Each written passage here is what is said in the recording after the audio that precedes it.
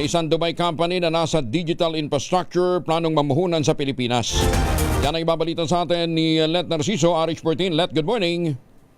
Nakipagpulong si Pangulong Ferdinand Marcos Jr. sa executives ng Damac Digital sa sidelines ng dinadaluhang Abu Dhabi Sustainability Week sa UAE.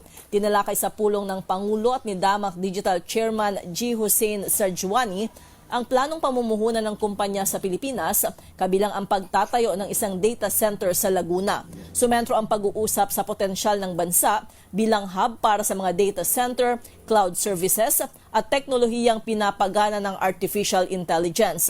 Positibo si Pangulong Marcos sa planong pamumuhunan ng kumpanya na inaasahang maglalagay sa Pilipinas bilang isa sa mga data center hubs sa Southeast Asia.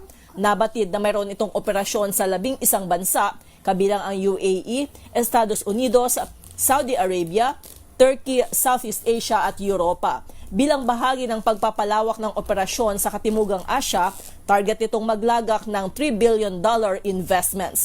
Ito si Let Narciso para sa DZRH, una sa Pilipinas, una sa Pilipino.